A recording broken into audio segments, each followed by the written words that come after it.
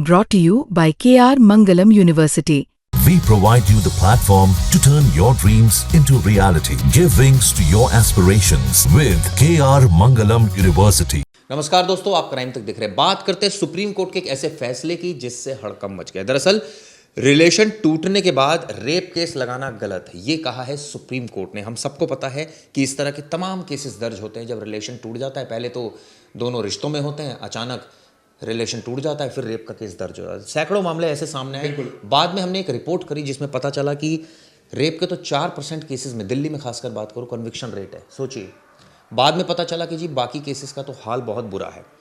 अब इसमें जो सुप्रीम कोर्ट की नई टिप्पणी आई है वो एक फैसले को लेकर आई है। मैं आपको बता दूं वो फैसला क्या है। दो वयस्कों में सहमति से बना रिश्ता टूटता है, अगर दोनों की सहमति है और उसके बावजूद रिश्ता टूटता है तो इसे शादी का झूठा वादा बताकर रेप केस नहीं बनता है। हाँ बिल्कुल, समझिए किसी ने शादी का वादा कर भी दिया। मैं तो बोल रहा हूँ दोनों कपल्स में ये मतलब कोर्ट की बहुत अच्छी टिप्पणी है। और जो टिप्पणी दी है, मैं चाहूँगा कि उन जस्टिस का भी नाम, जस्टिस बीबी रगरत्ना और जस्टिस नागरत्ना और जस्टिस सतीश चंद्र शर्मा की बेंच ने ये टिप्पणी की है। देखिए बेंच ने क्या कहा है कि ज़रूरी नहीं है, मतलब ऐसे मामलों का ना ज़रूरी नहीं है कि अगर कोई कपल पहले रिलेशन में था, उन्होंने डिसाइड कर लिया कि शादी करनी है, लेकिन बाद में उन दोनों को एक दूसरे को समझ के लगा कि नहीं यार मैं इसके लिए नहीं बना हूँ या वो मेरे लिए नहीं बनी, और हमने उस स्टेज पे जाके डिसाइड किया कि नहीं यार हम शादी नहीं कर सकते, तो ये तो बहुत बड़ा क्राइम थोड़ी ना कर रहे हैं। आगे शादी उनकी ख़राब हो इससे पहले उन्होंने डिसीजन ले लिया नहीं यार शादी नहीं कर सकते।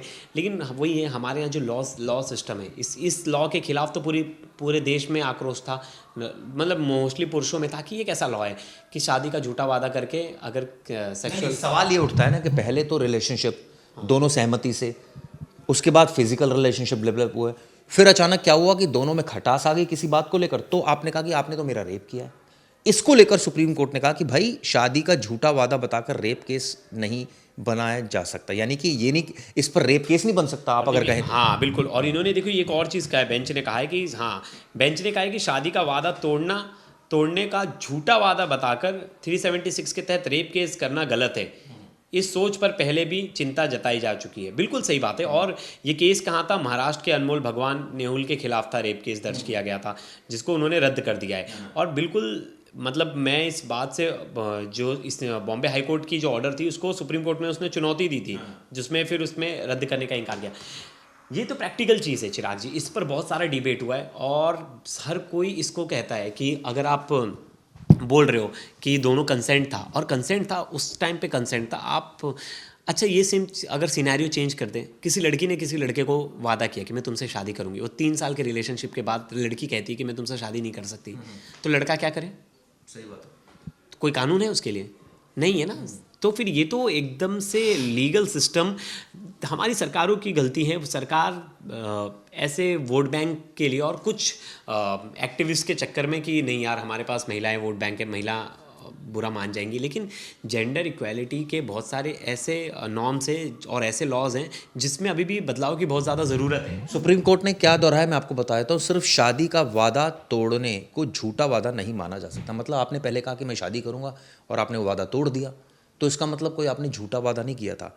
हो सकता है कोई सर्कमस्टांसेस ऐसे रहे हो कि आपने शादी का वादा तोड़ दिया, तो आपने इसको ये कह दिया जी ये तो रेप है, रेप कर दिया मेरे साथ। तो और ये भी कहा कि यदि दो वयस्कों में सहमति से बना रिश्ता बाद में टूट जाता है, दूरी आ जाती है, तो इसे शादी का झूठा वादा बताकर रेप का केस नहीं बनाया जा सकता। मतलब आप ये नहीं कह सकते कि भाई आपने इस केस में जो है रेप कर दिया, क्योंकि पहले तो सहमति थी, रिश्ता अच्छा था, तभी सब चीज़ें हुई।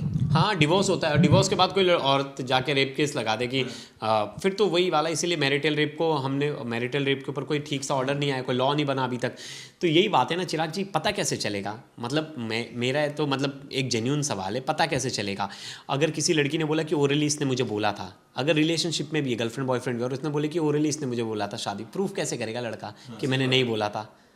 कैसे प्रूफ करेगा? बहुत बड़ा मतलब बहुत लूप होल है। करना पड़ेगा ना कि इसने बोला था। हाँ, लड़की को तो नहीं बोलना है ना, रेप केस में कहाँ बोलना है उसको, तो मजिस्ट्रेट के सामने अपना बयान देना है। वो जो बोल रही है वो तो पहला सच माना जाएगा।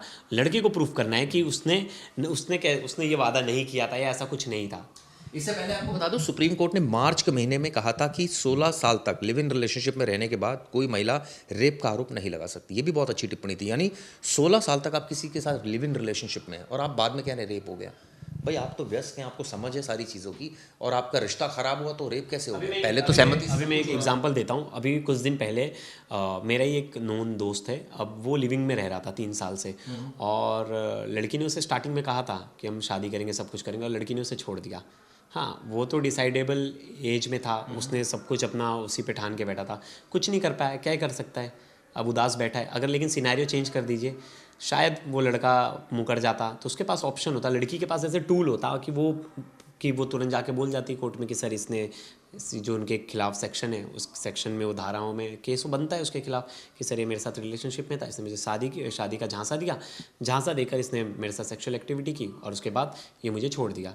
तो वो तो तुरंत बन जाता है, तुरंत केस भी हो जाता है, FIR भी दर्ज हो जाती, और फिर वो लड़का जेल में होता है, उसकी लाइफ पूरी तरह से एक तरह से। मुझे लगता है प्रवेश, मैंने जब हमने पहली वीडियो बनाई थी उसमें एक चीज़ तो निकल कर आई थी इस तरह के केसेस में कि अगर रेप केस किसी के ऊपर दर्ज अगर करना भी है तो पहले आप इन्वेस्टिगेशन कीजिए ईमानदारी से, जैसे ब्रिजभूषण सिंह ने किया था। जैसे ईमानदारी से आपने इन्वेस्टिगेशन की, आपको लग रहा है ठीक है, केस रजिस्टर्ड कीजिए, अरेस्ट मत कीजिए। आपको लग रहा है इस केस में कि भाई ईमानदारी से इसने एक झूठी नीयत से इसने कहा कि मैं शादी करूंगा, झूठा आपको बेवकूफ़ बनाया शुरू से ही। इसमें भी सुप्रीम कोर्ट ने कहा है कि अगर इंटेंशन आपकी शुरू से हो ऐसी कि आपको बेवकूफ़ बनाया जा रहा है और आपके साथ सेक्सुअल फेवर लिए जा रहे हैं, तब एक अलग बात है। लेकिन अगर आप नॉर्मल रिलेशनशिप में हैं, कोई ऐसी बात नहीं है कि शादी की शुरुआत में कोई बात नहीं आई है, आप रिलेशनशिप में हैं नॉर्मल, और उसके बाद रिश्ता टूट रहा है और आप कह रहे हो रेप हो गया, तो ये तो मुझे लगता है एक नज़ीर बनेगा कई सारे लोग। बिल्कुल बिल्कुल। और देखिए ये जो लॉज के ऊपर और इस बात पे ना अच्छे लेवल पे डिबेट्स होती है, और बहुत सारे ऑफिसर्स, बहुत सारे लोग इसे कहते हैं कि जेंडर इक्वालिटी का कंसेप्ट ही नहीं है। ये जो धाराएं हैं इसे हटा देना चाहिए था, लेकिन जो नया लॉ बना उसमें ये धाराएं फिर भी थी, और इसका बड़ा ही मिसयूज़ हो रहा है। चिराग जी, जो कि बिल्कुल इसे मना नहीं किया जा सकता। देखिए हमारे डिबेट में कोई लड़की नहीं बैठी है, लेकिन अगर किसी ने दीपिका नारायण की वीडियो देखी होती है, और बहुत सारी ऐसी जो सोशल वर्कर हैं जो मेन राइट्स के लिए काम कर रही हैं, उनके पास तो पूरे तथ्य हैं, बहुत सारे उन्होंने रिसर्च पेपर्स हैं। अभी आपने कुछ दिन पहले ही एक रिसर्च पेपर, जो एक्टिविस्ट थे जिन्होंने रिसर्च किया था उनकी बात की थी, उन्होंने क्या कहा था? उन्होंने कहा था कि कितने सारे केसेस फर्जी दर्ज हो रहे हैं, और हमने देख भी रहे हैं हाल फिलहाल में कितने सारे। तो कोई भी लॉ को ना एज ए टूल यूज़ ना किया जाए। हाँ, किसी के साथ गलत हो रहा है तो उसे न्याय मिलना चाहिए, लेकिन ये कैसी बात हो गई?